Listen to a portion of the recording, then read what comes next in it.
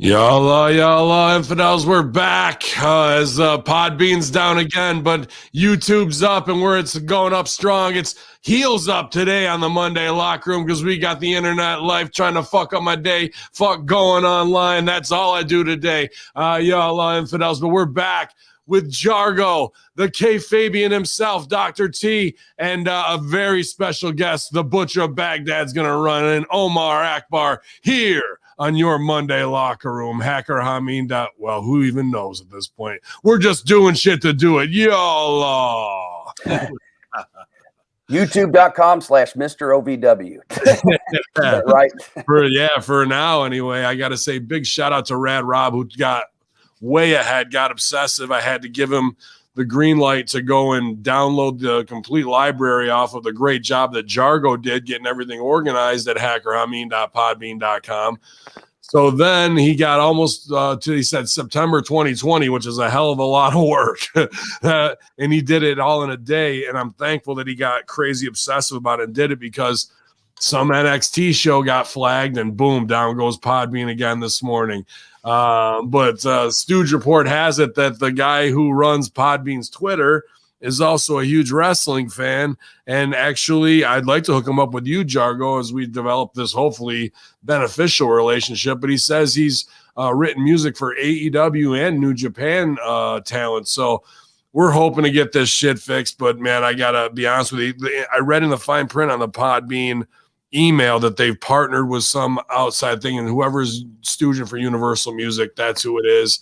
And whatever algorithm they have going on and whatnot, and we can't go on like this, so there's got to be a change soon. So even if he got up to September 2020, there is all that, I believe, on my YouTube for now, as I also had to make the bitch. Dude, I feel like a bitch, man.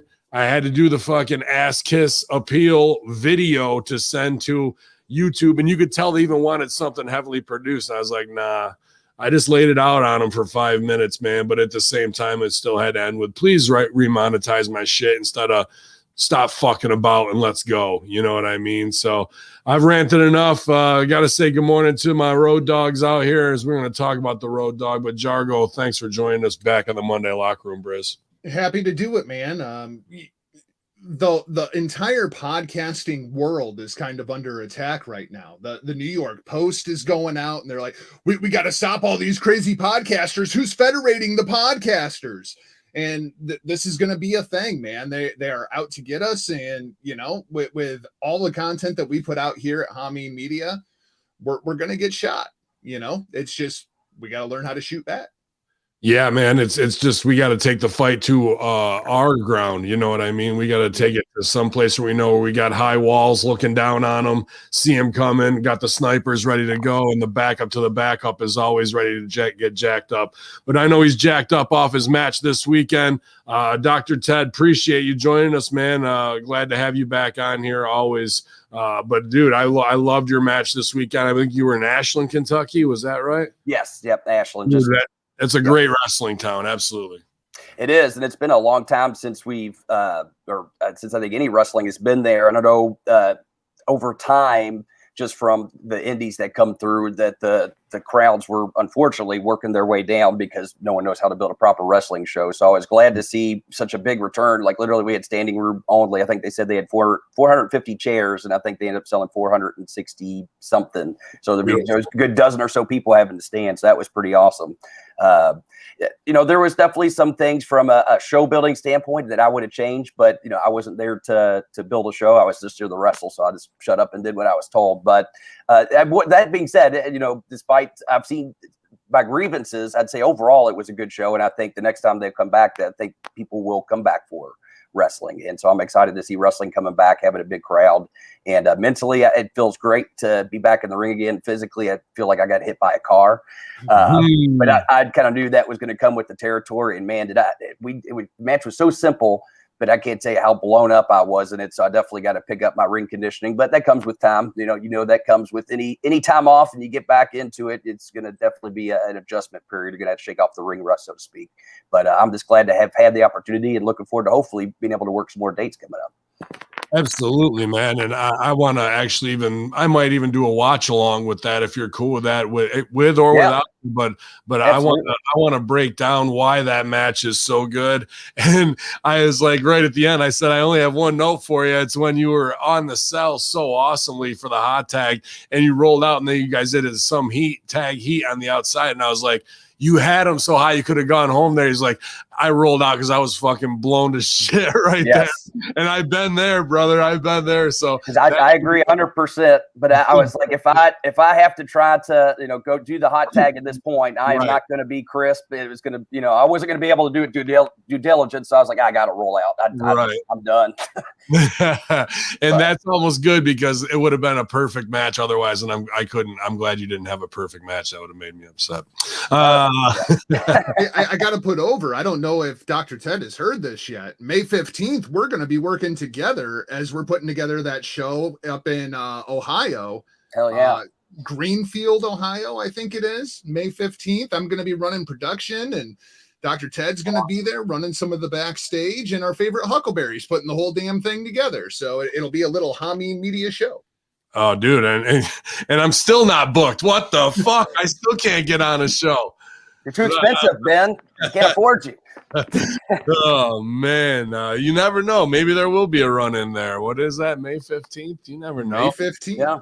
We'll see. We'll see. And as I've made farther shots in Ohio. Fucking that's awesome. That makes me super happy. And if there's anything you can do the opposite of what the owners who just want to think they have it all. If you got a guy like Dr. Ted on your show, give him the card and say, lay it out how you want to your matches, but let him format it and then, see what's going on from there. Cause your show's going to be better. Your audience is going to have a better time. You're going to cut down on times and it's going to be structured the right way. And that's not to a lot of indie promoters. Like it is the indie promoters, but you should be smart enough to get out of the way. Like Mike King and a couple other guys that I work with will do that. There's a couple of bookers I work with who know what the fuck they're doing, absolutely, and don't need my help fully on that. But if there's these shows that are going on for 3 hours and everybody's getting their stuff in, this is the guy to help you shave time, make money, and make the best show possible. So I think you guys are going to kill it on the 15th, man. Let me ask you guys, as ring vets, does the length of the show get to you guys as well? Because I can't stand watching anything for 4 freaking hours. Like, give me a good 2.5 hour show, and get me the hell out of there. I agree 100% because one of the small grievances I had with the show that I worked was the same thing. It was 9 matches, and in my opinion, that's just too many, especially considering most guys, especially on the independent scene. It's no fault to them; they haven't been trained that way, but they aren't as equipped to be able to stick to their times. The only reason I feel like I am able to do that simply is because I have had years of experience getting yelled at about not going too long or going too short. And so, I feel like that's a skill that over time has to be developed. And unfortunately, unless it's enforced on a regular basis, guys just aren't going to learn how to do that, which is a shame because it's an essential skill.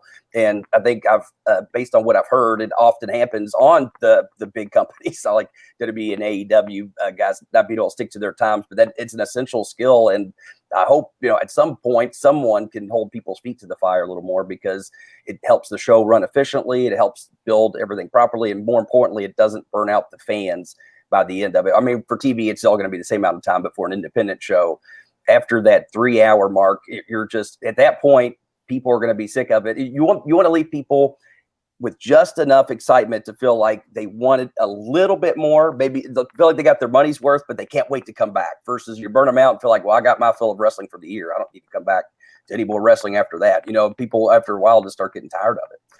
That's with anything, no matter how good the show is, after a while, I mean, that's why movies in general stick to usually, up to 2 hours is usually about the most of it, unless you have a big epic movie like, the superhero movies that are coming out right now. But really, in general, about 2 hours is about the most, maybe up to 2.5, I'd say, is any wrestling show should really be.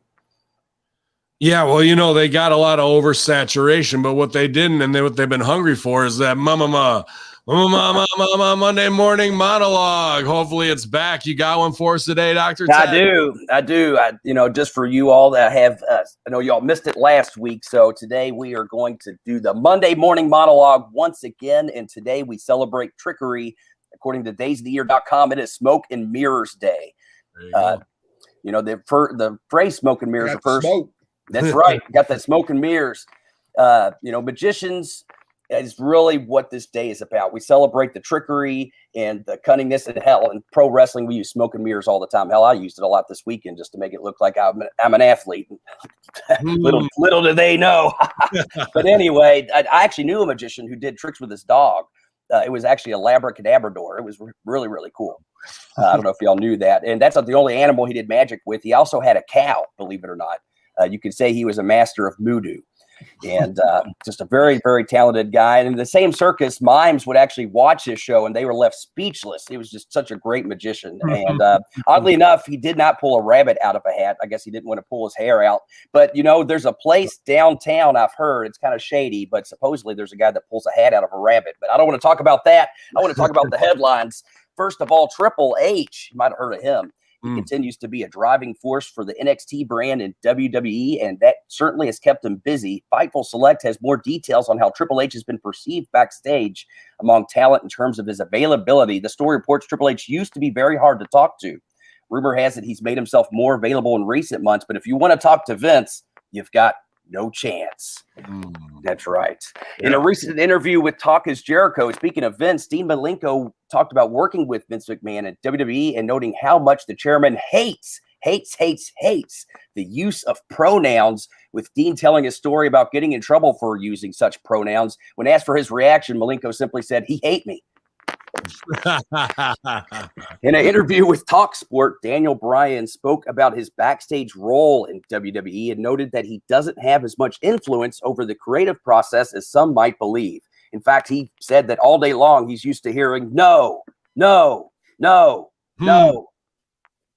it? No. In a post on Twitter, William Regal spoke about not having any isms or phobias, as well as no religious or political leanings. He wrote, "I treat everyone as equals. I have no isms or phobics of any kind, nor any political or religious leanings." I also had a friend who wasn't religious. In fact, he was an agnostic, dyslexic insomniac. He stayed up all night wondering if there really was a dog. Kind of crazy. True story. But no, I hope you all have fun on today as we celebrate Smoke and Mirrors Day. Even though it's about the magicians, we give a little magic inside that wrestling ring. And me personally, though, outside of the ring, I'd say probably the closest I've come to magic was having a magic 8-ball. It wasn't very helpful, though. I asked what email server was the best one to use, and it told me Outlook, not so good. But anyway, ladies and gentlemen, this has been your Monday morning monologue. Yeah, he might not have gone over strong in his match, but he goes strong on his comeback on the Monday morning locker room. You guys appreciate that, man. Beast, a great one as always. Absolutely. Dude, yeah, and what was the one in there about the pronouns? What's that about, dude? Vince doesn't like, is that, because when I hear that, I'm thinking 2021 SJW shit, but McMahon and Dean Malenko were talking that. What it is, and actually, this is a point I do agree with Vince. It's like, I think it's talking about, I like it more like as a commentator when you're talking about the wrestlers in the ring. You're not saying, look at what he's doing. You're saying, look at Stone Cold, or look at, you know what I mean? And I guess backstage, they try to do the same thing. Like, he went on to elaborate, like, if you're producing a match or agenting a match, he has who had this match. You wouldn't say he did. You'd say, Steve Kern had that match, or whoever. Right. I guess it's trying to make it more efficient with communication instead of, assuming it's someone else. So that part, actually, I don't mind. Because it just keeps communication open, and that way you don't assume you're talking about someone that you really weren't talking about. Yeah, that could just be Vince's mind and having to categorically know everything that's going on to some degree. And him or those may have cost him millions of dollars at one time when he was thinking one person and it was really the other one, So I could see for that strictness. That is interesting. The mind of a psychopathic billionaire. Man, go ahead. I thought this was well-known knowledge. I've heard this about Vince for years at this point. Goddamn pronouns, pal. Like, left and right. He's all about it. Pritchard talks about it quite a bit as well. And so much so that now it's gotten in my head and it drives me insane. Really? And my wife is all about the pronoun. I can't believe he did that. Why would he say that? Well, who the fuck is he and what the fuck did he say? Because I have no idea what you're talking about right now. Pronouns, pal. Coming to Master Shoot Theater soon. Yeah, the pronoun episode, pal. We're gonna have a whole big sit down. So I can't wait, man. That's a funny one for sure. One thing that I think the biggest story of the week, and I'm sure you got plenty to say on this, Jargo, as well. I'm sure we all do. But NBC obviously putting up $1 billion, and now doing a strange scrubbing 1984, rewrite history of wrestling that fits a new social narrative. And they obviously don't know who they're fucking with, and wrestling fans who want to bitch about every single thing. Why would you give them this instead of a disclaimer or some other solution where you're just not taking things out of the lexicon of world history of wrestling to start with?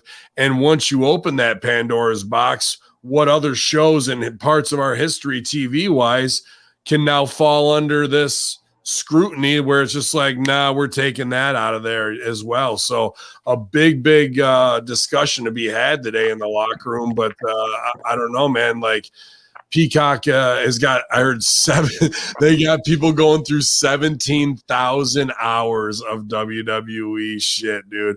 I mean, Beast, we should be able to do that. We've already done probably about 14,000 hours worth of the work. No kidding. That's the truth.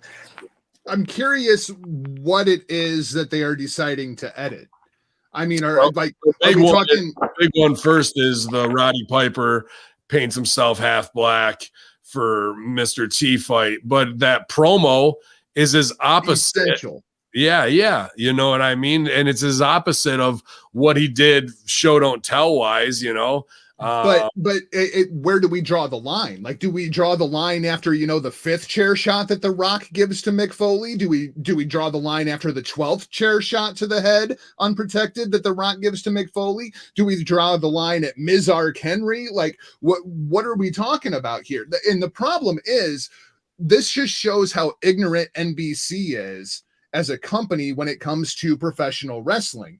Because what they need to do, if you're going to edit this stuff, you have to edit it like you're editing a sporting event.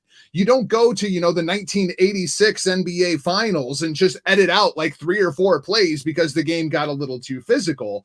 You have to present it in its entirety. And pro wrestling's the same way. They're trying to treat it like it's a scripted television show rather than a sporting event. And that's where they're going to fuck up, and the wrestling fans are going to reject it. Well, it's an interesting point. Beast, I'll shift to you in a minute here, but I might have to disagree with it. Why look at it like a sporting event? Look at it like a television show, because what other shows are up there now that are going to be held to some standard, whether it's Dukes of Hazzard or anything? They're doing it with fucking cartoons at this point. So now we're going back and taking everything. I mean, and I was listening to Dave Chappelle yesterday. He did a Pepe Le Pew bit years ago about him being rape culture, and now people are up in arms. But at the same time, Beast, is this the solution just because they paid $1 billion for it and can do whatever they want and fuck you and we're going to push this agenda? Or is the smarter thing to do some type of disclaimer that shuns 30, 40 years ago the ignorance of racial justice and tone deaf stereotyping? Because you could make that same argument now from what I saw in the Street Profits entrance on Friday Night SmackDown of belittling a culture of people to make them look foolish. Yeah, I mean, still to a degree, it's still cultural appropriation. You're using it for, the gain of entertainment, and not just, doing it to express yourself, in a sense. And I'm actually kind of surprised too, because even Disney, if you go on Disney Plus, I mean, they have some of those old timey cartoons that kind of, depict things in a certain way, but they still will leave it on there. They just have, like you said, the disclaimer at the beginning. So it's interesting that NBC would take, say, like a harder stance on it than Disney would with their product.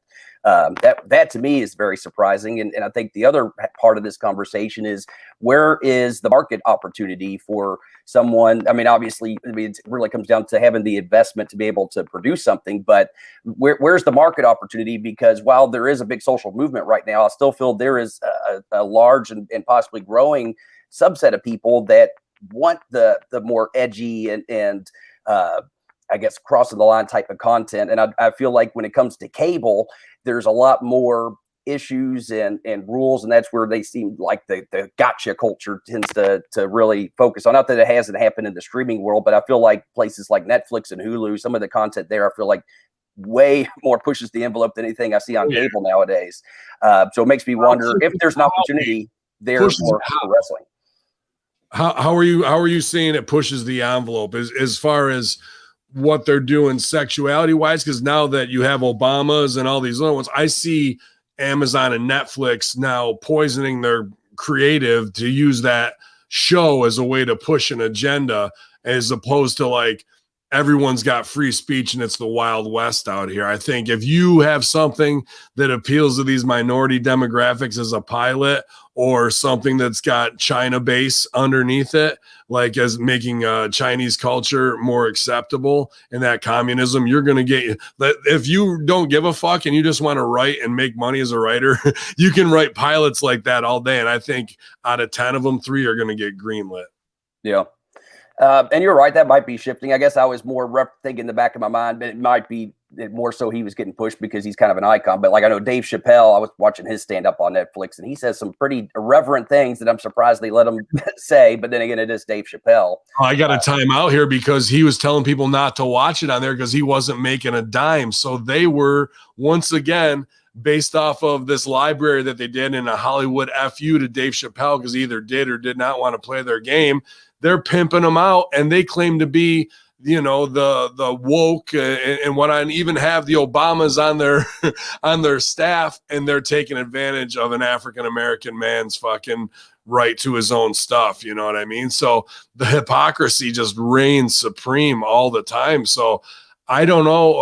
I think the look is to shit on our generation in the 80s, whether it was classism or, you know, just whatever it was of trying to be superior, or even if you go back to the, you know, early days in the 60s and 70s that are in that library with gimmicks like mine that are all based around, you know, ethnicity or what have you.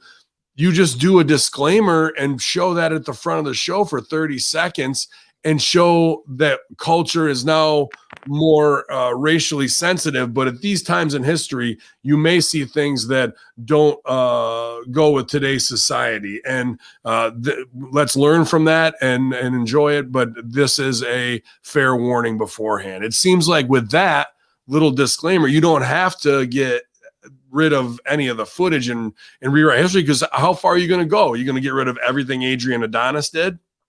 Are you going to get rid of Junkyard Dog? Like, how far of shit are you going to do instead of that, man? You going to get rid of World Class altogether? Yeah. We were actually talking on the road trip to the show this past weekend. We're like, how long until Stone Cold gets canceled for stunning women on TV? You know what I mean?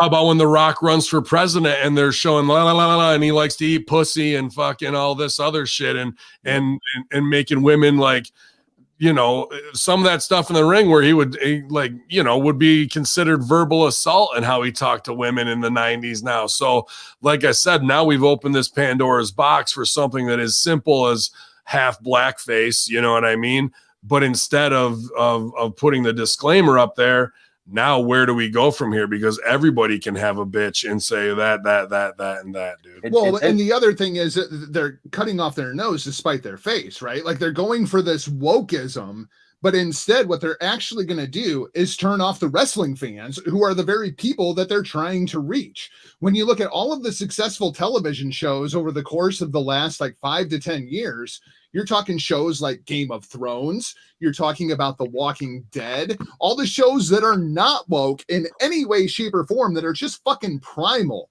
That's what people are feeding for right now. That's the whole reason that Trump got elected to begin with, because people just, they're tired of people apologizing all the time, and they just want somebody to have some fucking balls. Clearly, that's not NBC Universal.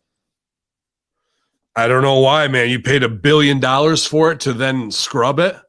Is that really what the MO is? And I mean, how many subscribers was the WWE network down to? Like 1.5 million? I mean, it had to be. I mean, let's also talk about that. Is this network a complete? Even though they sold it for $1 billion, look at what the network did. It drove that stock price from $20 to $120. It got a shit ton of influx of cash and subscribers to build that, only to really be a quick bump so they could pass it off and sell the library. It was a way to get all the library cataloged and everything underneath there from everything they did to make it a whole entity property, and then to fuck over the investors. Ha ha ha. Look at, we rose and cashed in how many times. Then with Saudi Arabia, now they're doing it here again for a big fucking payoff, dude. And now what's left? Other than selling the company, what is left? They've sold everything else. They've sold all the rights. The brand is in the fucking toilet. The creative is in the fucking toilet. Oh, terrible. Now is the time to sell it. And they don't care if Roddy Piper's shit gets cut. You know what I mean? Fuck it. They made their billion, you know? It was always a business to Vince. It wasn't about the wrestling. That's why he got rid of the wrestling. I just think the bigger, more dangerous argument is this 1984 revisionist history. And once you start it, where does it end? Well, I mean, but they're editing Gone with the Wind now. How about the racially tense stuff in The Office sometimes? Right. Are you going to get rid of The Office too, like one of your flagship shows, or is that all right because it made X amount more money?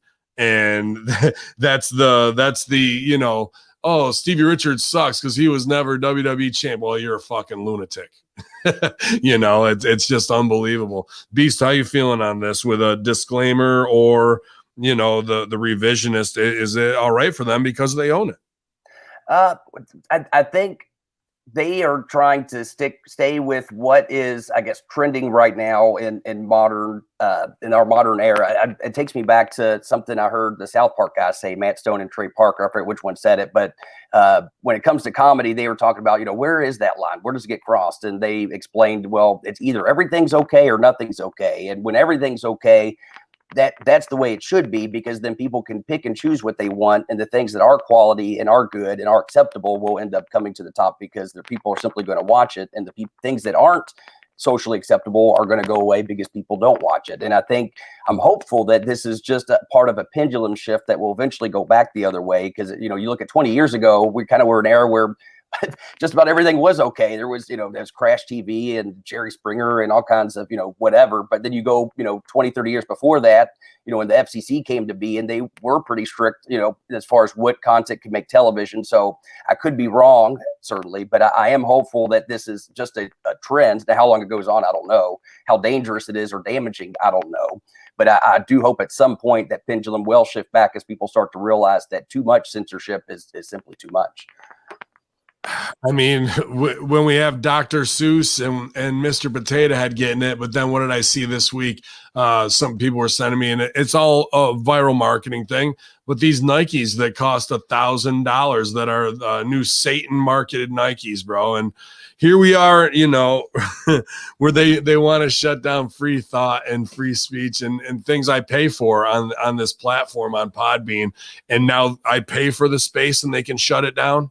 How is that like even remotely like logical? And then now we're gonna put out satanic Nikes while we ban Dr. Seuss, or we're gonna have Grand Theft Auto while we ban Mr. Potato Head, bro. It's just these double standards of, I don't know where the pendulum is gonna shift, because it seems like the corporatocracy, the technocracy, and this media conglomerate mass are trying under one big move to crack down on anybody's free use of anything that is a library, like whether it's even a song now you can't enjoy. Like you have to have fear and paranoia of playing a song, otherwise they can take your livelihood. What? You know, it's interesting you bring up Grand Theft Auto. I don't keep up with video games much, but it does. I don't think I've seen very much on video game censorship. Is that an untouched area as far as the censor police go? They fought that battle, I mean, in the 90s and early 2000s of like, there's no, like, because I think this was all the propaganda, because we're in wartime, you know, in 2 wars that we shouldn't even be in that are all CIA propaganda for lithium and oil and heroin, you know, and at the same time, what are the hottest games? Call of Duty, this, that, or the other, man. And that's all just operant conditioning by them. But speaking of the Call of Duty right now, checking in from our correspondent, the butcher of Baghdad himself. Ya Allah, homeboy. Ya Allah. How are you? Omar Akbari. Akbar. How are you? What's up, buddy? Khalil Gaspard's in the house, you guys. Obviously, insurgency legend, OVW legend. And I'm glad he could join us here in the Monday locker room. There's no better vet that I like to hang with. Dr. Ted's here and Michael Jargo. Welcome, pal. What's up, Doc? Thank you guys for the invitation. It's extremely, it's extremely good to be here. Always good to have Khalil. The locker room just got a lot more tense. So no cuss words or? Oh, you can say whatever the fuck you want, man. Fuck yeah. Just no watermelon. Now we're talking. No watermelon pile drivers. What is that? What is that? Is that like such a gimmick that somebody used before? I don't know what you're talking about. That's Steven Streetman. I plead the fifth on this, but yeah. Video says otherwise. Well, so there's no pleading the fifth at Guantanamo Bay. Listen, it had to be done. Some things you got to do what you got to do, right? When the promoter wants one thing, you got to do one thing. It is what it is. I have a wardrobe malfunction. You know, I try to look like a fucking prince here. You know. Yeah, I got under Allah. The head with the headphones on. I can't rock them. But yeah, man, we were just talking the big. I don't know. They're censoring pieces out of the WWE library on NBC now already. One of the first ones to go was Roddy Piper painting himself half black when he fought Mr. T, even though the promo is completely opposite of what they're trying to lay down, you know, the reasoning why. And it comes down to, you know, they spend $1 billion, they do whatever the fuck they want with it, I guess. But at the end of the day, what they're doing is revisionist history instead of writing a disclaimer to kind of show different generational, you know, inadequacies compared to how society is now. We're just doing some 1984 rewrite history shit. But as a guy who, you know, obviously we walked that line of, you know, Islamophobia and, you know. I mean, you're talking times change, man. Everything changed from what? Yeah. We're talking 84 and what, 40 years ago? Come on. Yeah, I mean, back then. Not to be nitpicky, it was actually Bad News Brown against Piper. Right, Piper. Right. Yeah, sorry. Yeah. I mean, the way things change nowadays, even after a year, you see the way WWE hires people. I mean, shit, the whole Muhammad Hassan thing, everything, it just took a turn for the worst. You know, they're trying to, I mean, no matter how much you want to tell people it's a story, no matter how much you want to actually project the idea that it's entertainment, people are still going to be like, oh, look, Piper painted himself black. You know, you cannot change the mind of a corrupted person when they see in TV because eyes don't lie. You can tell them all you want. That, though, you say Muhammad Hassan. How long till if they're doing that to Piper, Hassan's legacy's got to be scrubbed pretty quickly, right? Oh, no, they're gonna erase that in a heartbeat. Come on, man. But how do you feel about that? I mean, like, does it go to Adrian Adonis? Does it go to Billy and Chuck? Like, Billy and Chuck could be smashed. I mean, they could take the hammer. Here's an interesting one. What about the Nation? Nation of Domination. Okay, but look, it's a different thing because I mean they were looking at it as a faction, and you know when Nation came out, they did the whole fist up top, but it wasn't strictly, you know, politically targeted. But the second you see a guy like me with the whole fucking gimmick on my head, what's the first thing for the average Joe? What is he gonna assume? Oh, terrorist. I can show up under the Aladdin song. You know the Aladdin song from Disney? Yeah. Well, we can't play it because we'll get demonetized. No. I don't want you to play that. I don't want you. I'm just saying. Let's say A whole my new entrance. Khalil. A whole new. Right. Think about it. If my entrance theme song was the Aladdin thing, and I came out dancing and monkeys and elephants and all that shit, but I came out with this fucking Taliban gimmick, the first thing they're gonna fucking throw a coke at me, be like, "Oh, fucking terrorist, you camel jock, go back to fucking wherever you came from." People are never gonna accept it because of what society's telling them that we are. Regardless whether we're fucking good people or not, but just like any fucking country, man, you're gonna get good and bad seeds. You know what I mean? It's this. This is the way it is. You cannot. They will never accept Middle Easterns for what we are, ever. They're always gonna see us, oh, terrorists, oh, camel jock. It's always a heat magnet. It's automatic heat magnet, whether we like it or not. But that's in our DNA of being regional people. You know, that's why I love it. That's why I love it. I mean, shit. You know, you can confront me all you want, man. Ultimately, you're the fucking stupid one, not me. I know what the fuck a brethren is. You don't talk to Ben that way. Sorry. No, not Ben. I mean, he's like my brother. You know what I mean? Get real. But you know, it's to me. I mean, you know how many threats I've received back in MySpace days? Six Flags. Jesus fucking Christ. Get a life, dude. Okay, internet keyboard warrior. God forbid you're gonna send your whole fucking squad with Confederate flag with your little fucking pocket knives and chop me up. Okay, buddy, I'm scared shitless. Watch me shake in my little fucking sandals. Well, it was hot that one night in Campbellsville. We had to get the fuck out of there. I was as ready as you could fucking blink once, man. You show up with that thing close to me. I don't care if fucking police and army showed up. I would be like, listen, entertainment or not, that motherfucker had a shanker fucking 5 inches from my fucking heart. We were in a fucking armory, so the army was there. Even worse. Even fucking worse. I know, man. Then he got a kick out of it. You know, Ali was fucking all freaking out. It's like, all right, boys, it's getting hot. He broke out of character. It's like, wait, what? All of a sudden, you're fucking scared a little bit. Get fucking real. You know, I mean, this is like a walk in the park. I like Ali drops the accent. It's like, not cool, man. Yeah, hey man, I've never heard stress in Ali's voice in my fucking life. I mean, you know, when a person you can tell just by the tone of their voice when it's not just a distress situation, but we were right in the middle, and Pops were like next to us. You cannot face Pops.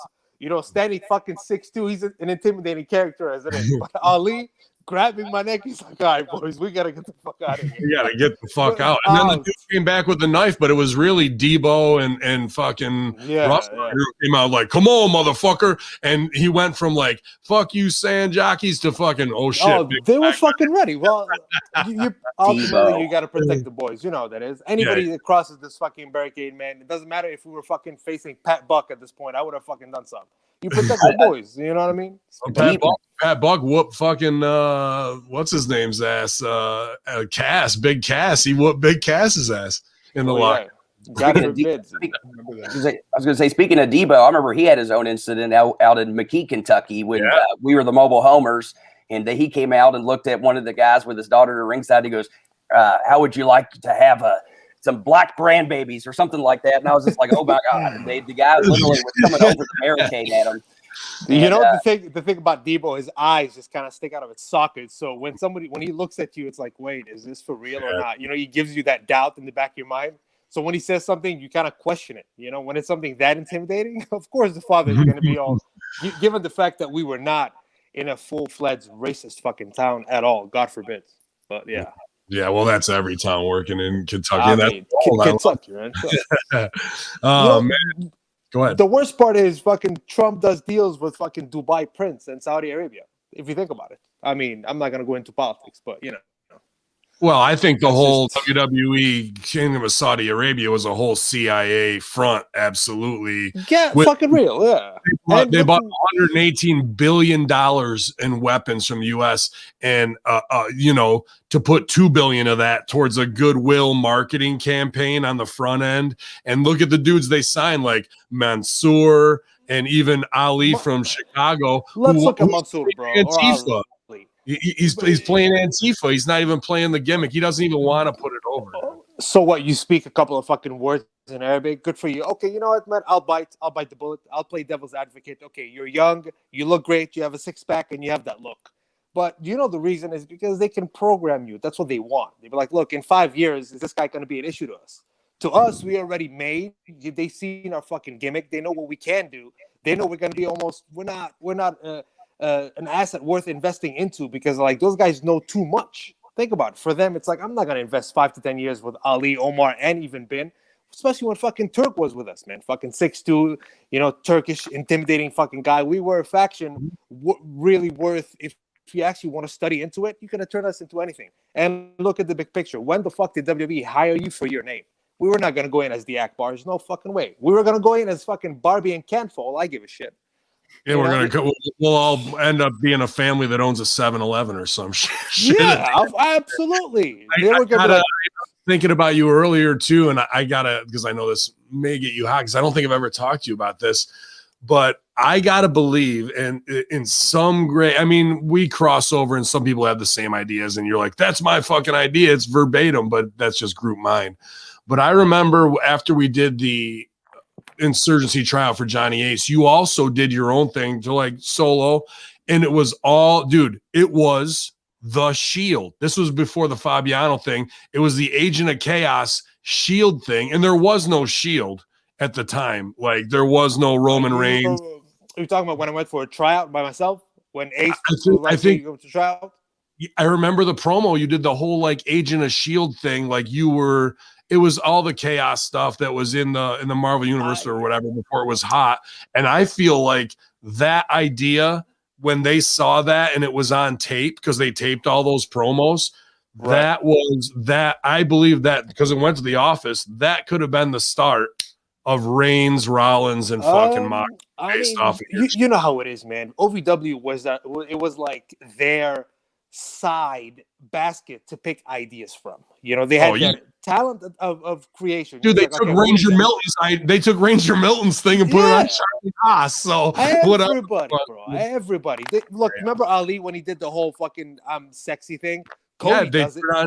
They put it on. Cody did it. Cody Rhodes. No, I don't think they did it. Him. Who's the dude that dances with Fandango? Tyler Breeze. That was Ali's. Right. Even the lay down on the side and all that shit was. They know for like, hey, what do we got? You got for us? We don't like it. Honest, Ali stole it from Mr. Cosmo, the Alaskan assassin. At the same time. Yeah, no, God forbid, the guy who crushes mooses with his bare hands. No, I apologize. That's my bad. Yeah, okay, Alaskan assassin. The guy who fucking dates his mom, probably, for all I know. Alaskan, if you're hearing this, man, get away from your mom, buddy. We don't do this kind of shit. It's fucked up. It's fucked up. But anyways. But I mean, go ahead. Everything is a remake. You know how this is. That's like me going in with a modified fucking judo throw and be like, oh, I invented it. Everything is a remake from old wrestling. We're just the new age instead of the old age. I'm not debating that, but the fact that it's so obvious the way they didn't just, let's take this idea and put a twist into it. Let's take this cake and put icing in and we'll call it this WWE product. The way they stole everything from us. You know what I mean? Everything. So that's why I don't really give a fuck about making the transition from Omar to Fabiano. I just wanted to show the promoters, or any promoter for that matter, that look, I can work as any gimmick that you give me. That's really in my mind. Well, I didn't want to stay. You were trying to come up with a gimmick that would be in the Adam Rose, you know what I mean? Something they would honestly, do. Bro, I kind of wanted to completely exit the world of automatic heat, because you put this on your head and you're like, oh, boo, boo, boo, right? Yeah. I wanted to be like, look, can I be a heel or a face as something completely fucking different? And I mean 180 degrees different. Like, put Omar against Fabiano. What the fuck is Fabiano stand a chance, right? Nothing. Exactly. So, but you put Omar and he's fucking crushing Al Snow for a debut and destroying fucking Iron Man Rob Conway. So it's kind of like, wait, who? And then Fabiano gets speared by women. I had a fucking match with 4 women in OVW and they all pinned me. Fuck, it was the best match of my fucking life. Fuck. Got rid of that. Fuck. Jargo, get in here, buddy. I was just curious if your girlfriend then responded to those 4 women on social media. Which girlfriend? Lana. All of them. You know what would have been great if happy Lana Day. You would have had the schizophrenic gimmick. Every time you get hit in the head, you go back and forth between yes. Omar Akbar and Fabiano. So one minute you're on a date, The 1 minute you get hit in the head, and you're like, You're back "Ooh, to a the new woman, put your face." Right. Hey, speaking of Lana, I'm speaking to her right now on Facebook. She's looking great. She's looking fucking awesome. she got a bag on her head or no? Phantoms better fuck no. And I always keep bringing it back. Yeah. She had I mean, you know, she's one of those Mother Russia faces. You know what I mean? She doesn't age. She got a body that don't quit, that's for sure. But I'm sure she's got a banger body now, even better. You know, it's like some women as they hit 30, 31, it's like, oh, what the fuck you look, you know, Jesus Christ. And then some of them at 35, you're like, wait, is that you? You're like, Habibi, yeah, come here. You know?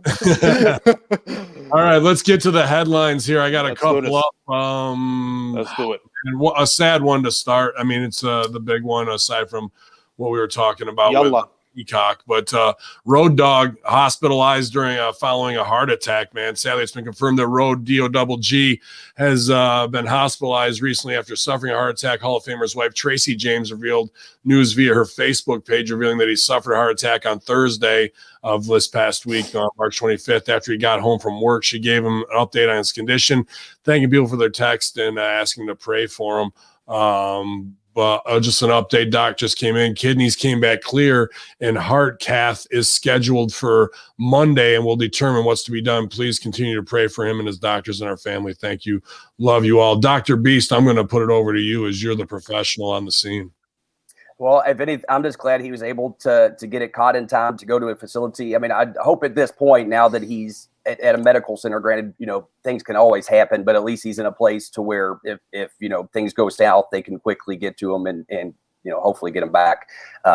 Definitely thoughts go out to the Armstrongs. I don't remember who mentioned it, but you know, the Armstrong family is definitely known for their toughness. And so, you know, I think hopefully Road Dogg can continue to just, have that grit through this, and I really like to believe that he'll be okay. But thank goodness that, you know, they were able to get him to the hospital in time, because certainly it could have been a whole different headline had he not got there in the right moment.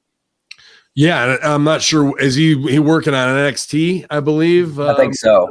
Yeah, and I think that was the whole reason he ended up getting sent down there, to where he would be based in just one central location so he could take care of himself a bit more. Because I know the last few times I've seen Road Dogg on television, he's huffing and puffing and sweating. Like, this did not come as a big surprise to me. He just has not looked good the last few times I'd seen him. And yeah, I mean, he's never a body guy, but you know, as he's returned into the chapter of his 50s, headed towards 60s, it looked like, I'm an agent now, and I'm gonna just go out to Chili's, and I don't gotta hit the gym with the boys, and you know, and he packed on probably 40, 50 pounds, and then double that up with the stress of why Shotzi Blackheart's putting a garbage can on her head and diving off the top rope. You know, like, and you got to agent that shit. Like, you know, it's going to catch up with you quick here, dude. So, go ahead, Khalil. Do you remember when they debuted on Fox? I think it was 2018, if I could be wrong, 17 or 18. Right. They were in Vegas, and John Cohn had invited me to be an extra at the W backstage. And I seen Road Dogg then, you know, and I spoke to him a few times simply because I went to a couple of tryouts and he recognized me. He looked, to me, when I was talking to him, he did not look unhealthy. He looked great. You know, he wasn't walking slouching, kind of, you know, his eyes were not, he was doing good. But you can tell the way he was walking that his body was not helping him. You know, it's like age was deteriorating his muscles, his energy, and everything. But, you know, being in a sport where, you know, you take bumps after bump, day after day, eventually something on your body is going to give up, to the point where you can walk straight, but something is messed up deep inside. No matter how good you look on the outside, you know, your core, your legs, your lower back, your knees, all these joints that are crucial to functioning properly are going to be somewhat, you know, diminished because of all these years of taking bumps and all that. You know, I hope I mean, I'm sending my prayers to him and his family, man. I'm sure he's going to pull through. I don't know how out of nowhere he just, you know, if you noticed lately, a lot of professional wrestlers have been, you know, out of nowhere. Have you noticed this out of nowhere? 1 week they're great, then one day, like at the ECU, it's like, wait, what happened? You know? Yeah, man. I know he's also a cigarette guy, or was, you know, and to pack on that weight, you know, hopefully he kicks out, because his dad lived, you know, to be an older man, so he's got that going for him on his side, I believe, somewhat genetically. Right. So hopefully he can kick out and get on the DDP regime and, healthy meals and really get rid of the weight that would put any extra pressure on his heart that way. And it's WWE. You got nutritionists and fitness people around you all the time. Oh yeah. You just got to make your will, He's at the PC most of the time right now, so I'm assuming they're gonna give him all the help they can as far as chiropractor, massages, all that help, because if he's a trainer at NXT now and helps out at agenting there, the way I see it. Part of the reasons why I've never. Khalil, you're right here. Timbo Slice, our own here, saying like Road Warrior Animal last year, just boom, out of nowhere, man. It's one of these things where there's two deaths in your life, the deaths of your career and your own death. So the way I see it is those guys, they can't really fathom the immensity of craziness that everything hits them at once, and just like that, I guess they break. But like you said, man, when you eat like shit, something is gonna fail on you. I hate to say it, but that's why I've yet to eat a pizza. When was the last time I had a pizza? If you guess, I'll send you $100 right now. I will say Wick's Party Zone in the leather chair after DCW 64. No, it's the first time me and Ali won on OVW TV, the tag team champs. Middle Eastern tag team champs. That was the last time I had pizza, which was over 12 years ago. Oh, and it was probably Wick's. I have never had pizza since then. I haven't had pizza since then. Yeah, I don't eat like shit, man. I still train 7 days a week, twice on Sunday, man. You own a gym. You own a gym in Vegas. Let's plug that real quick. That was between 2014 and 2017. It was a small little boot camp, and I closed it down simply because the rent was monumentally high. It was cutting me dry, man. Couldn't sleep, couldn't eat right. Imagine during COVID how fucking stressed you would be. You dodged an even bigger bullet, really. Oh, Jesus Christ. Vegas is very seasonal, like after summer to Thanksgiving, everything closes down. It's like, it's just zombie land, you know what I mean? And so, but the reason I wanted is to educate people that if you go through emotions in life, you're pretty much going to fail at everything that you do. And that's why I'm not an emotional person to say. I get hot at the little things, but when it gets personal, Not an emotional person. Let's not talk about this for now. But Reese, did you hear that? Not an emotional person. Listen. All I'm saying is if you can rip me all you want, and I will fucking love you for it. Yes. But don't touch the wrong buttons at the wrong time when it's uncalled for. An emotional person, he says. Okay. I'd say here, going back to the Road Dogg thing, it's another point that I was thinking too, and this is where I don't know, I'm not in the day-to-day happenings in WWE, and I haven't necessarily heard any reports in a while, but I had read that some were complaining about the days being so long and brutal for the tapings. And so that has me wondering, perhaps, is it truly too much? You got to think the human body can only take so much if you're having to, work for 16 hours and then try to get some rest, especially to be that age and, to try to, continue to do that. Even if you are in one spot, not having to travel, that's still a big ask for, really anyone. It's not good for anybody. Granted, when you're younger, you can bounce back a little bit easier, but for these, older guys and producers and agents and whatnot, is that schedule too much? And would it, be better for them to even though it would be not as cost effective, which seems to be the most important thing for them. But and I know they're meticulous too, even to the point of it being meticulous to ridiculous, where at an NXT show and you're a producer, they want you to have the notes in on that show by 1 a.m, 2 a.m, next day for the briefings and all this kind of shit, dude. So a guy like this who's been on the road for 40 years, man, like having to stay up and do agent notes at 1 a.m. on a Saturday night, it's just going to wear you down. And I don't think they give a shit of, oh, he's been around here, he doesn't have to. It's just stuff that they want done. Yeah, dude, this one's kind of a rib. Buddy Murphy currently doesn't have a match at WrestleMania 37, Jargo, and there's one man he wants to work on the show. Murphy took to Twitter to get in touch with Aleister Black, asking him if he wants to steal the show on WrestleMania 37. Of course, the two men had a great feud in 2020, which saw them compete in some fantastic matches together. So Wait. Yeah. Hold on. Use of social media to go and ask a guy who's on the shelf because of heat of his wife who got fired because she was trying to help unionize, and now he's been blacklisted. pun intended, in the locker room. But this guy who was in the Rey Mysterio, I'm going to fuck your daughter storyline from West Side Story is now going into business for himself on Twitter to try and book a match 2 weeks out from WrestleMania. With a guy who hasn't been on TV for 6 months. Aleister Black didn't Aleister Black beat Lashley last year? He beat him at Mania clean last year. Mania. Yeah, it was a clean win too. And the year before that, who beat Lashley? Somebody. It was another rib fucking like while Lashley, Sami Zayn, while he was doing the Rockin' Robin. Yep. Rockin' Robin, Tweely D. Jargo, go ahead, man. I mean, I'm sure the match would be good, but even with WrestleMania being 2 days, that match would happen at 1 o'clock in the afternoon. You'd have to do the match before Vince even got to the building. It would be like the sound check match. Yeah, first off, it's a cold beast. It's a cold match going into WrestleMania that this guy wants with no storyline build. I guess, just grasping for straws at this point. I guess he figures he's off the show, so might as well just try to go for gold, probably knowing that it's not going to happen. I mean, I hope he realizes it's not going to happen. I bet you they can't do the Andre the Giant Battle Royal because of COVID restrictions. So there's a whole bunch of guys looking for their spot on that card. Right.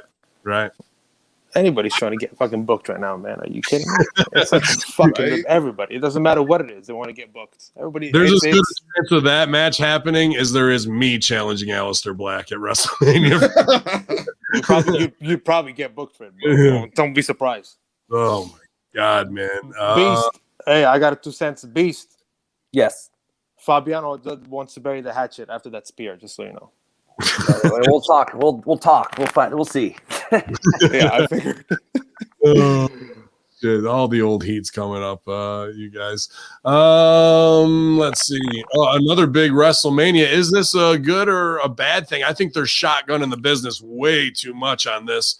As they said, it's going down this week. But Logan Paul is expected to be involved with Owens versus Zayn at WrestleMania 37. And even this week, out of nowhere, Sammy's going off saying his big debut of his movie, which this is shotgun business. This should take even past WrestleMania, is going to happen this week. And Logan Paul, YouTube star with 23 million followers, whose channel's probably still monetized, unlike Ben Hamin channel after this week, is going to be there this week at SmackDown. Is this going to increase the numbers at all, having Logan Paul on SmackDown, or is this going to be another Bad Bunny sad trombone?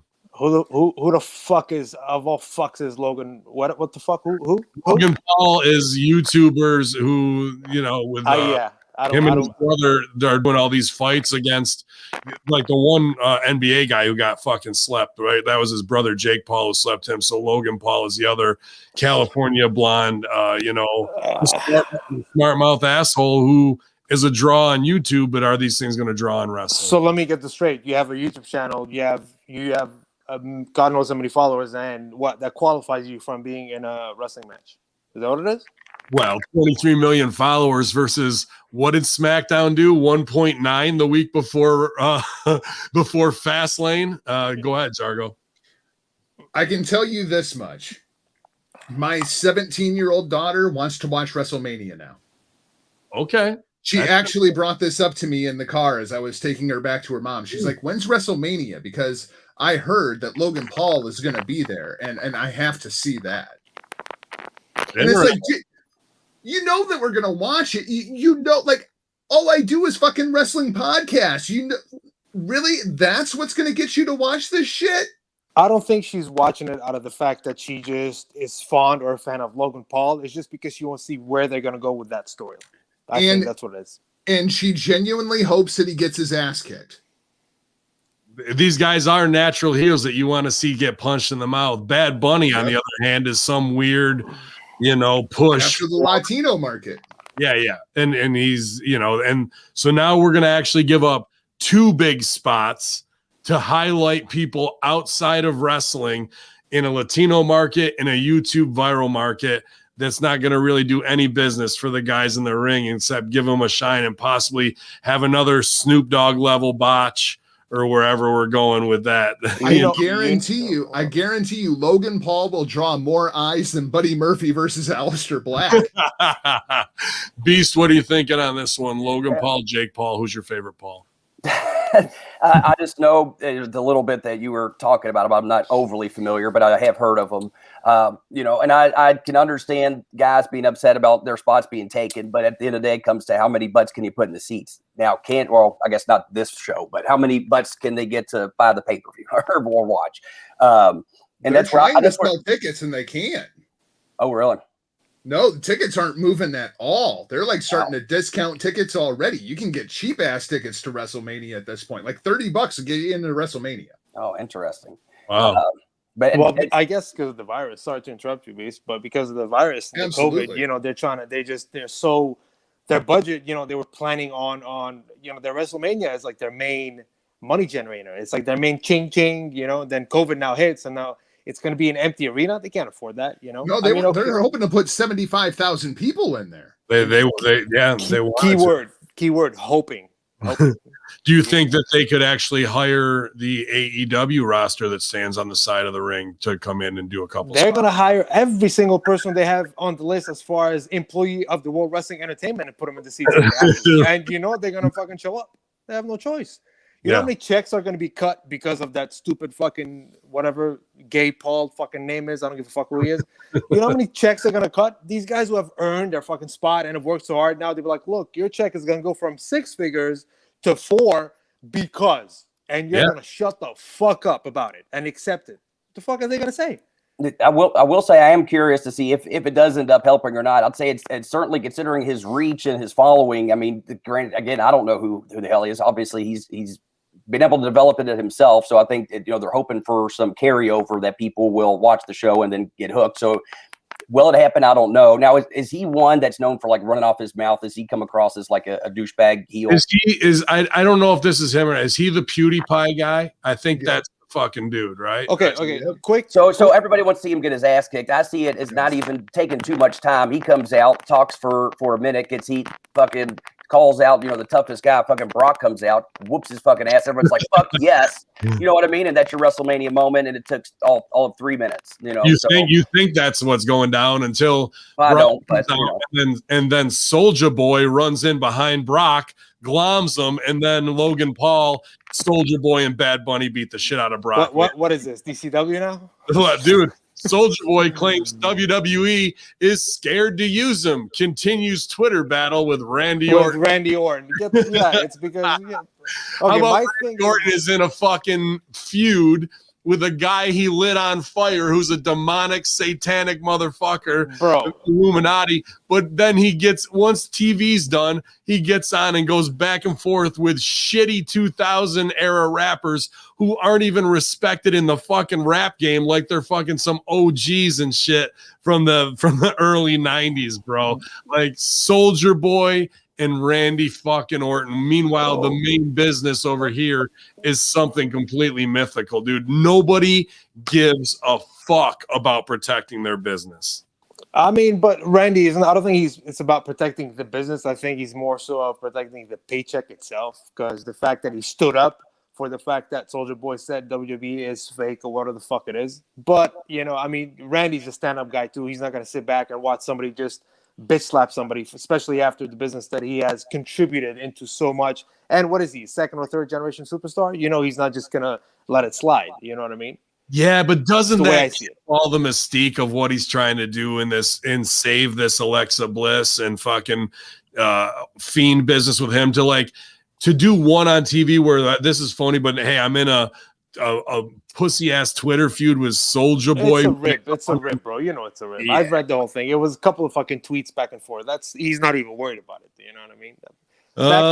Back to the Logan Paul thing, man. I think it's what B said is best. He's right. I think what WWE is trying to do is once it's done, the next day after WrestleMania, I think they're trying to see out of those 23 million subscribers, what's the percentage they're going to gain out of that who are going to subscribe to WWE again. That's what they're trying to gain out of it. I think they want to be like, can we convert 1%, 2%, 5%? That's what they're trying to do. I don't think Little Bow Wow and Soldier Boy are going to lead any hip hop fanatics over, bro. No. Like, you got Method Man or Busta Rhymes who are gassed out of their fucking minds right now and brought them in, and they look like real men, even at 50 years old, to drop a punch on somebody. That's fine. But these guys look like Leo Rush without the muscles. You know what I mean? That's really what both of those dudes are. And put them next to even a Cedric or a Shelton Benjamin, it's all over. I was going to ask you about this, though, too, Khalil. Look at everybody on the B12. Look at how gassed people are to the gills in Florida right now, bro. From Braun getting caught with the fucking needle in his selfie picture on his, bathroom sink to, guys like Bennett and these other dudes who are just insanely insane. You know my take on the juice, man. I've never tried it. Where is it? Where is it? Can I get some? I've you know me, bro. I've always relied on hard work at the gym to actually gain anywhere, regardless whether my body actually showed it or not. And that's why you've never seen a big transition of my body. If you see me now, you'd be like, fuck, you haven't changed since fucking 2010. It's because I've never actually took the fucking needle. But I mean, they have to do what they got to do. It's a cosmetic business, and then they have to look the part. They have to give that image that, oh, look at Braun Strowman, this big, monster amongst men. So he has to give that persona that he looks like a fucking monster. And he's not going to do it a fucking chicken and broccoli. That. And he's also not going to do it on social media either.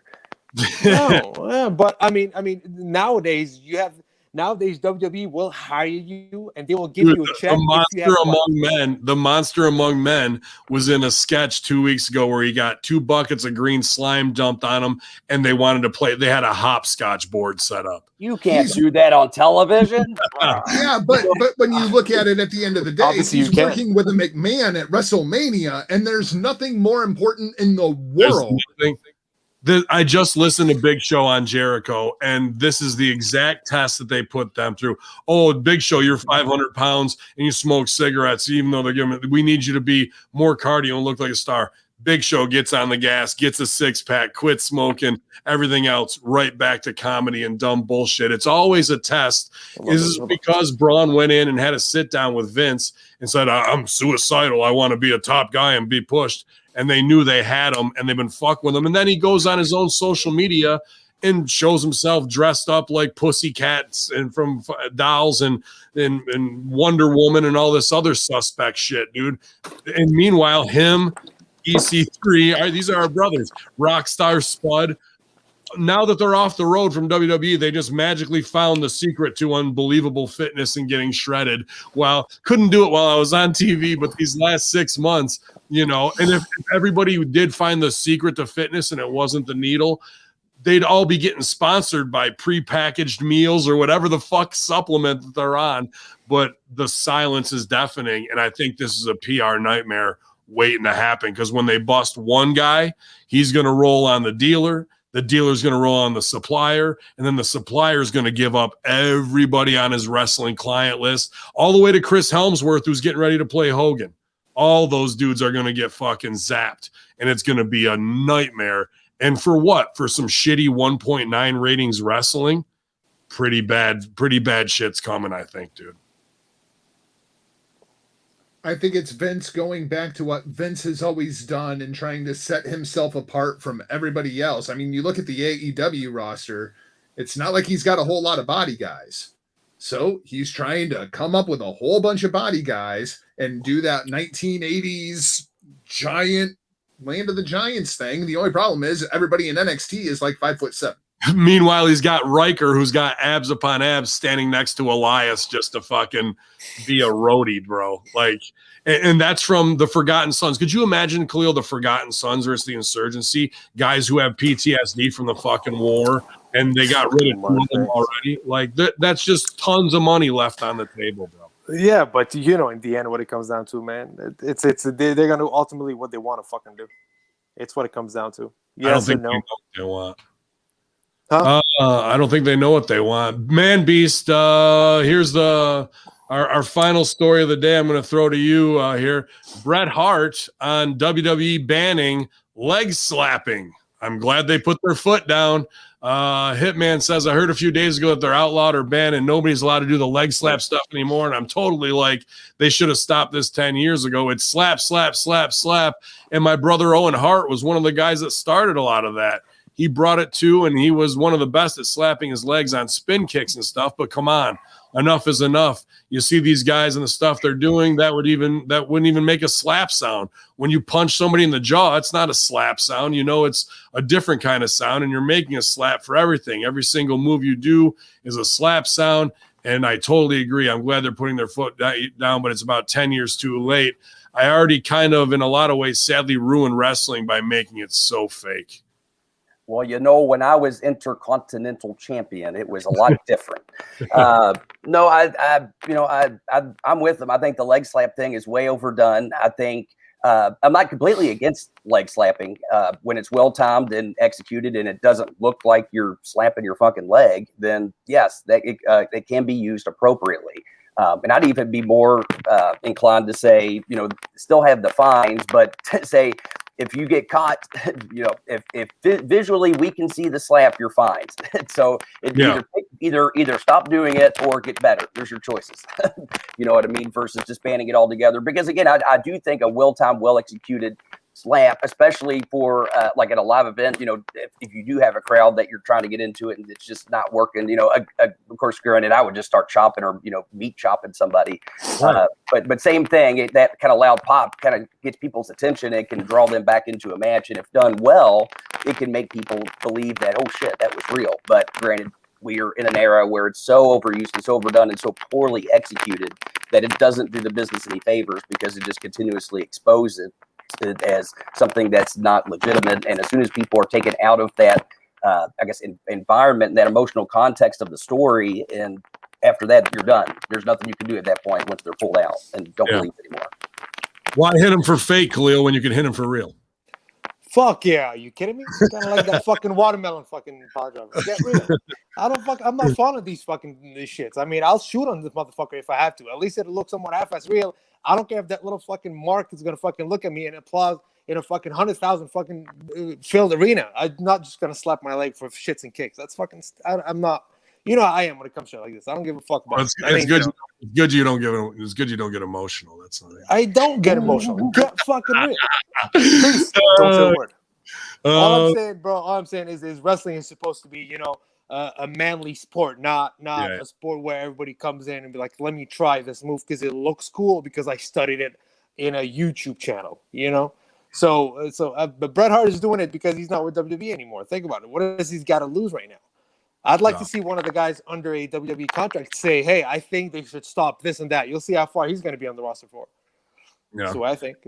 Go ahead, Jargo. I'll give my 2 cents after you. That person would be Baron Corbin. I'm pretty sure that Dr. Ted is right. The problem is it's overused and it's overdone. When Owen was doing that, Owen would do it on an enziguri and HBK would do it on his super kick. And that was pretty much it. Now, every Tom, Dick, and Harry is doing it like 15 times a match. And it's just awful because the people doing it aren't effective at doing it. Like, I never saw Owen slap his leg. I know he did, but I never saw it. Yep. I gotta say, this is the leg slapping, and when they say, oh, it's not really, this is wrestling at its highest level, or what it should be, because I remember Beast, I can't remember the name of the town where the car broke down, but it was that show, because Joey Mercury, it was me, you, and Power, and your brother's car, but Joey was showing us in the ring on delivering strikes, and Joey's so good that he can do it on the inside of his ribs, and you never see it, you never hear it. He'll do a quick thigh thing, and it depends on the strike where you're going to hit to guard it. I can still get a slap on a punch fast, and nobody even knows that it's coming from the shoulder, right? So if they want it, they will. But I was in the locker rooms in 2CW, and I watched this kind of start happening. And this is why it's so bad now, and that the marks are in the locker room and they don't even know how to work. Like, people are doing it on roaring elbows, slapping the outside of their thigh and shit like that.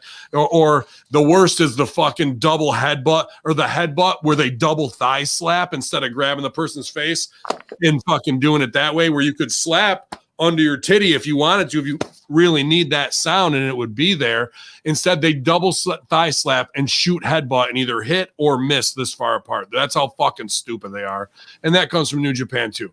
But the other part is this is when they're in the locker room, and this is why it started getting bad. Young indie talent would see veterans or guys that were making money like the Young Bucks when they walk through their shit. And when they're walking through their shit, they'll go, then I'll throw this and you do that. And they just are making the rhythm while they're throwing stuff, and we'll hit that. And that out of the locker room got into the ring of when they're putting their match together and making the little pops for themselves in the background. He hits them like this because they have to walk through everything. They just don't know what us OVW guys are trained to do and call it in there if we need to. They walk through every little step.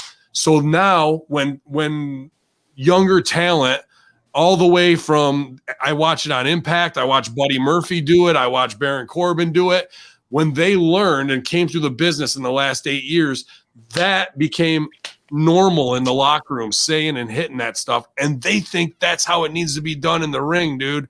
They can't go in and do their elbow without slapping their thigh. It just became second nature to them of doing that and putting it together in the back. And that was where the rottenness of the indies seeped in to the art of wrestling, and now AEW is built off of that. And the people in there don't even know that they're doing it wrong, that they'd never be able to fucking do the magic trick of being able to hide it like Joey showed us, man. And that's where the normal is now. It's not. And Owen was great at it too. That's why you never saw Owen doing that shit.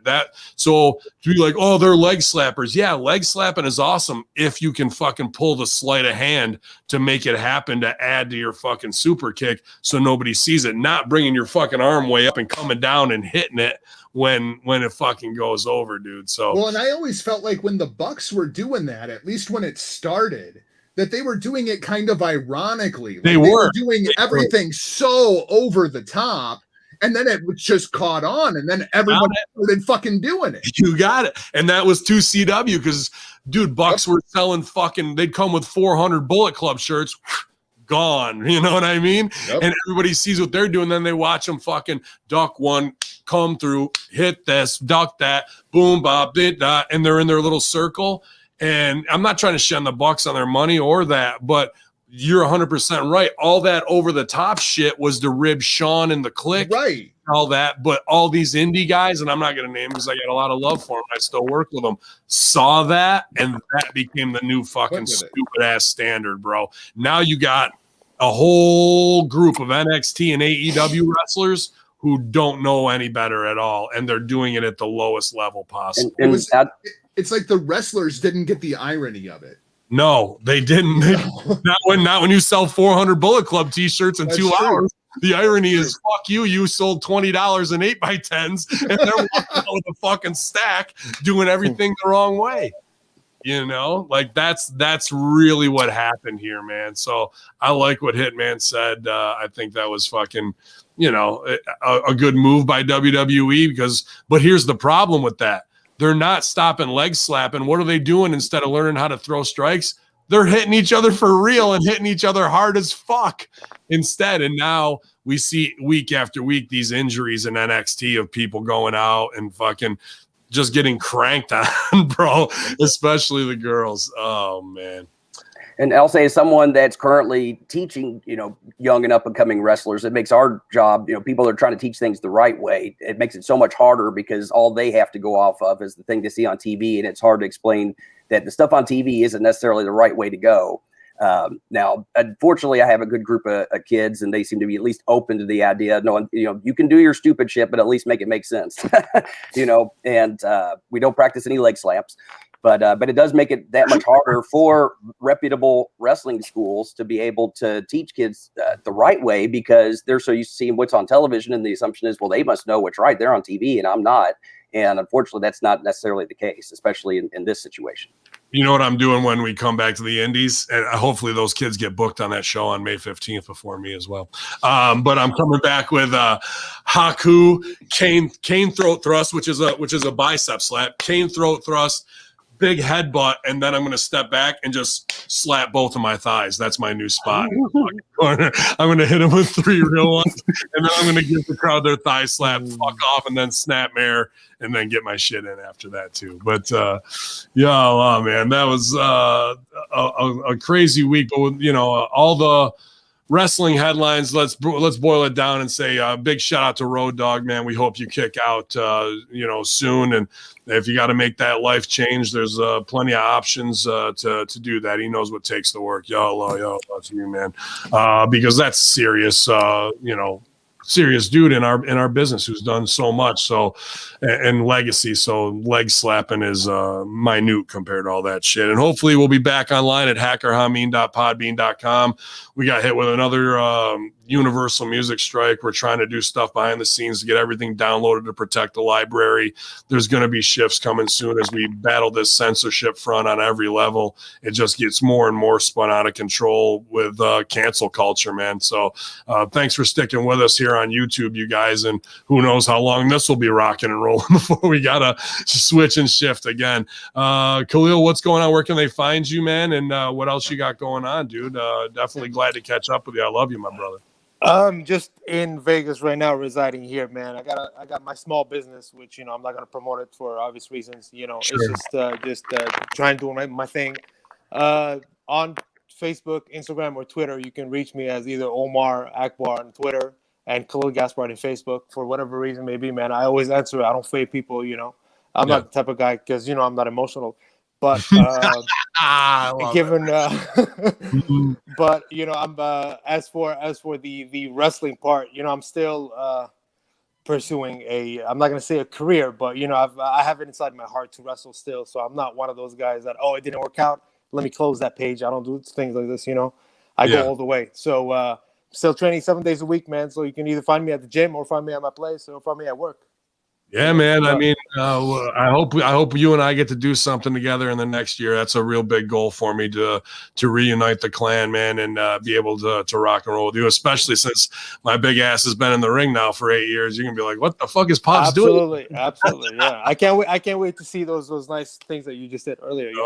You learn from the best, man. I mean, that's what happens when you're a member of the insurgency. You learn how to fight. So watermelon bombs all around. Jargo, what do we got going on Destino-wise and here at Two-Man Power Trip? I'm not sure if you're still rock and roll with them. I know there's a lot going on.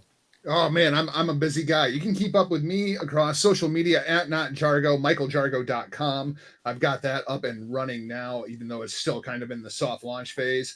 I'll be on Turnbuckle Talk this afternoon. Destino will be back later on this weekend with your New Japan Pro Wrestling coverage of Sakura Genesis. Finally get to see the new IWGP World's Heavyweight Championship. They've taken all their lineage back to 1972, Inoki, and all that great shit. Throw it in the fucking trash. We're starting everything over. Kota Ibushi, champion #1. It's absolutely fucking retarded, and I hate it. And you can hear all about it on Destino, a New Japan Pro Wrestling podcast coming up this weekend. Awesome, man. Well, he's our ace in the hole there. Beast, you had a great week last week recording with Hustler Rip Rogers. The new episode's out right now, patreon.com/Hamin Media Group. The Hustler FR podcast, completely fucking rotten, but great watch along with Buddy Wayne's son, Nick Wayne. I saw that match, and the kid's 15 years old, man. We're talking prodigy level of wrestling, like a guy who's been the kid's been in the ring since he was 6, but more great road stories and great interviews over there with Timmy Baltimore, and a funny clip of the time when Kenny Bolin fell on his ass at DCW. Yeah, it's definitely always a good time with Rip, and it very, very impressive to see a 15-year. Granted, there was a lot to be picked apart in the match, but you can tell, 15 years old to already have, a half-assed grasp of the basics. By the time he's 18, he's going to be in a good spot. And I really think it's just going to take, a little more time to develop the psychology, put on a little more muscle. Being 15, he's still not even fully grown yet. And I think maybe in a few short years, you're going to, see him somewhere, whether it be WWE, Impact, AEW, wherever. He's going to be on TV somewhere. I'd really like to believe that. So you can definitely catch that. You got a cable that might be going on, you beast. Oh, I just hear crackling. Crackling? Yeah, I like cracklings too. They're good. They're delicious. Yeah, they are very good. No, I just was saying Nick Wayne has a lot of potential, and I think he'll be on TV here shortly. Yeah. Absolutely. And so, yeah, definitely check that out. Patreon.com/Hamin Media Group. You can catch me on Twitter and Instagram. I'm back online at Ted the Man Beast. Or if you're a wrestler needing either pre-injury advice, recent injury advice, or just need character wrestling advice, you can reach out at bookthedoctor@gmail.com. I definitely want to do a watch along on that match from this weekend, man. Yeah. Hello, and what's the name of their team? The Outrunners. Outrunners. I was gonna say the Blade Runners, but that's good. Same type deal, kind of a futuristic type gimmick, you know.